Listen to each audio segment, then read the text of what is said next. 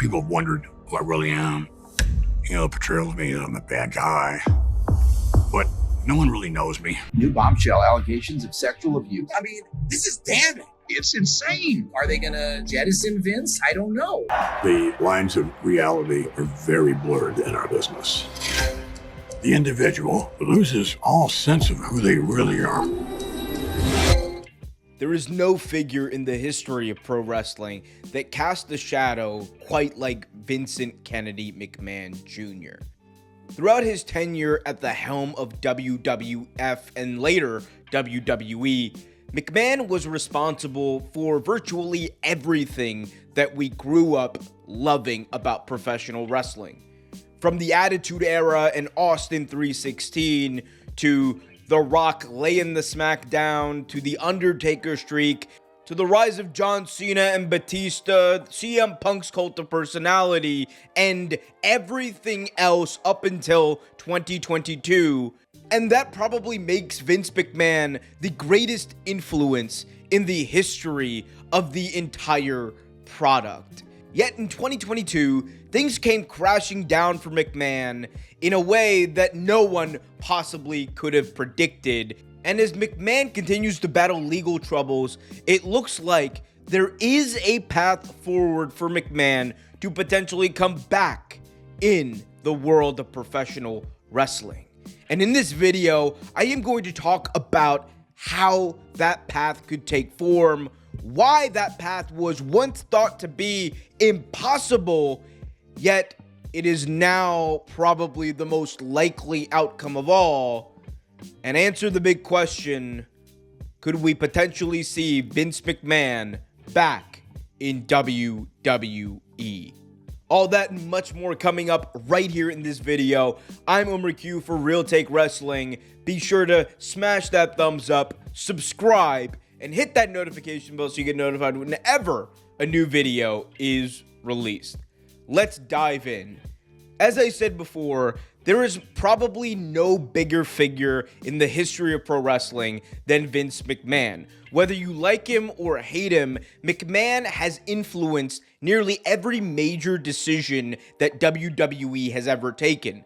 And because of that, he has a stature amongst the titans of pro wrestling like no other, and that is undeniable. Vince McMahon, at the end of the day, was responsible for the pro wrestling that many of us grew up with. He was responsible for bringing about and inspiring professional wrestling within all of us and getting that emotion out of every single fan that ever watched or was there live, and no one will ever be able to deny that.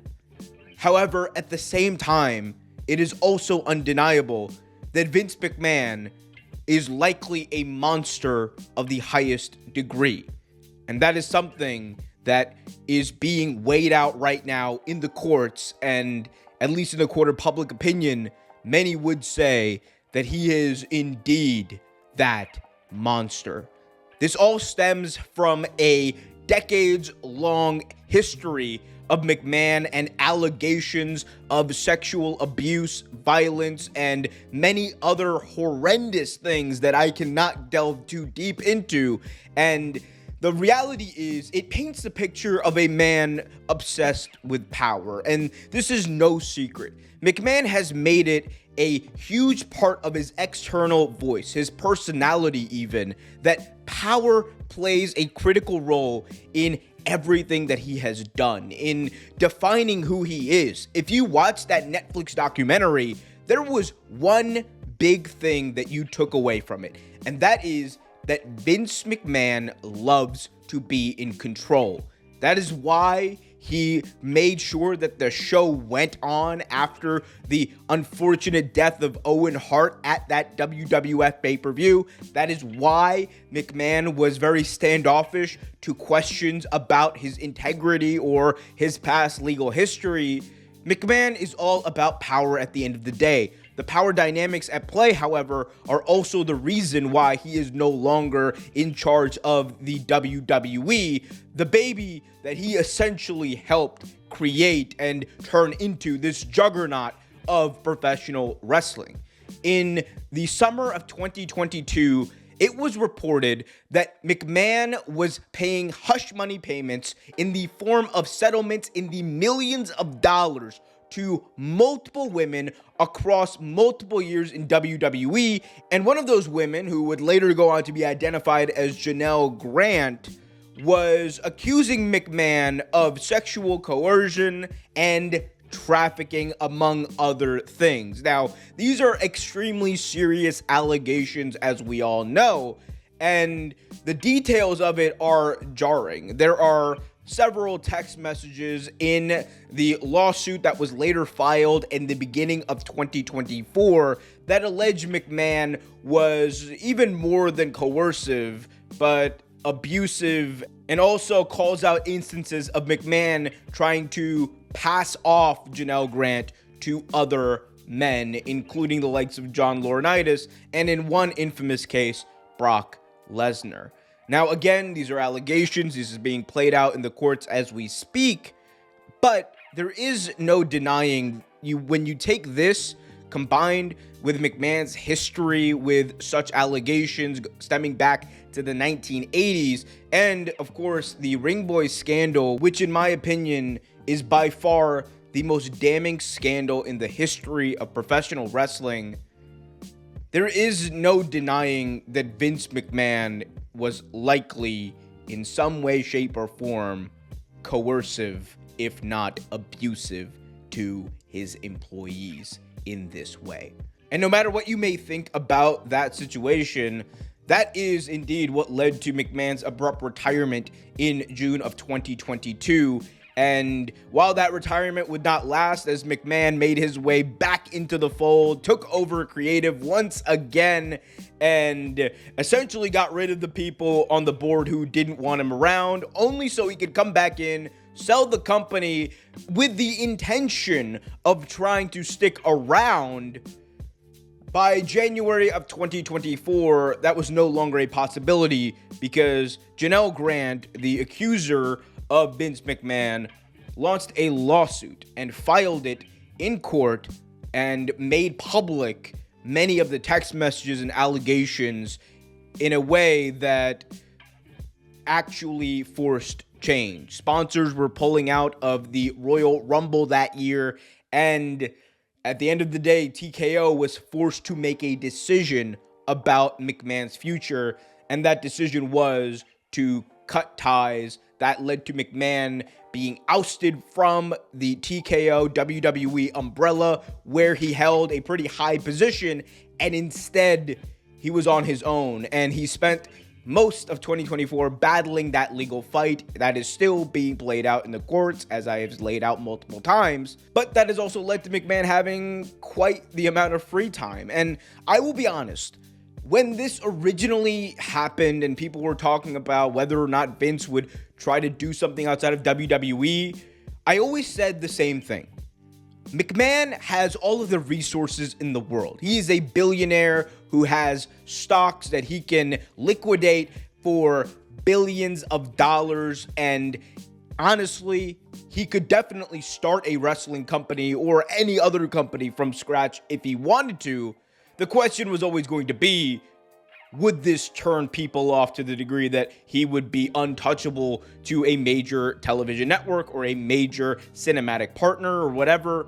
In my view, originally, I thought that he was done. I don't think that, given the climate that we were in, it was going to behoove these networks or behoove a potential realistic partner to work with McMahon, given the nature of these allegations. But then in September of 2024, McMahon announced that he was forming a new company, 14th and I. And according to sources close to the situation, it was described as a private investment firm focused on sports, media, and entertainment, with the goal of pitching and producing movie projects to other major networks. He also brought in the likes of Brad Bloom and other former WWE executives for this role, executives who were close to him and considered to be McMahon allies. And while there hasn't been much talk about 14th and I as of recently, one thing there has been talk of is McMahon apparently shopping around for a combat sports entity. It was reported that McMahon recently attempted to buy a controlling stake in Bare Knuckle Fighting Championship, or BKFC. The deal then fell through because the founder was not willing to relinquish full control of the company to McMahon, and reports indicate that he was looking to return to promoting, possibly through this new company, 14th and I. So this endeavor, pardon the pun, which was supposed to originally be a TV movie endeavor, ends up being a vehicle for McMahon to potentially come back into the fold. And the fact that he is in these rooms having these conversations shows you that McMahon is at least taken somewhat seriously. And the fact of the matter is also, Mark Shapiro and Ari Emanuel still talk pretty highly of Vince McMahon. I believe Mark Shapiro said that he recently, or at least a couple of months ago, had breakfast with Vince McMahon. So they are not shying away, even though they cut ties with him back in 2024. They're not shying away from espousing their feelings about McMahon in a positive light. Nick Khan also has spoken about McMahon in a positive light. Triple H, even though he hasn't read the lawsuit apparently, also spoken about McMahon in a positive light. And that brings me to kind of the weird situation, I guess, we're in society where even if you're alleged to have done these things, and these are credible allegations by many accounts, doesn't matter. Because at the end of the day, McMahon has one thing that he has always sought. He has one thing that he has always projected. And he has one thing that none of us really have, and that is power. McMahon has always wanted power. He has always craved it. And right now, in arguably his weakest moment, that power is probably the one thing that's going to have him hold on and potentially start a new professional wrestling company.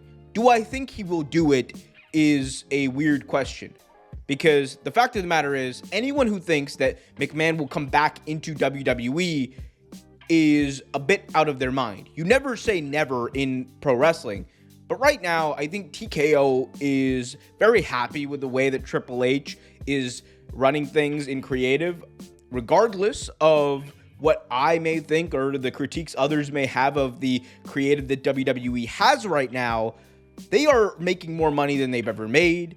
Triple H is viewed as a Dana White-like figure for WWE, and for marketing purposes, it works. From the standpoint of actually booking the show, I think they've run into a good groove and they have a good relationship. And McMahon, quite frankly, in that respect, is too much of a wild card for TKO right now. They want Triple H because he is going to be subservient when he needs to, but he also understands the product in a way that no one at TKO will. So I don't see him coming back to WWE, but what I could see is McMahon do something like the Bare Knuckle Fighting Championship and eventually turn something like that into pro wrestling. I could see McMahon just saying, F it, I am old as shit, and I am going to put as much money as possible behind this endeavor because I'm Vince McMahon, damn it. This business is in my veins. And the point of all of this is to show you, when people have the amount of power that the Vince McMahons of the world have, it is very, very difficult to ever hold them to account.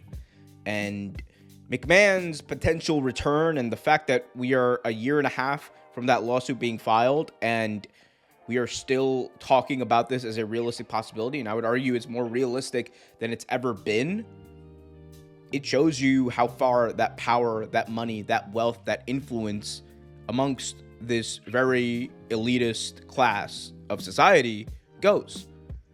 And it is freaky when you think about it. It is crazy when you think about it. But it's also the way things have always run. And until we, the people, begin to take these matters seriously and begin to hold powerful people to account for their alleged discretions, none of that is ever going to change. And I will leave you with this. Whether or not you agree with the allegations against McMahon, whether you think they're horseshit, at the end of the day, we can all agree on one thing. Vince McMahon booking wrestling creative in 2025 is something that no one needs to see. Until next time, I'm Omer Q for Real Take Wrestling. Be sure to smash that thumbs up, subscribe, and hit that notification bell. I want to hear from you in the comment section below as well.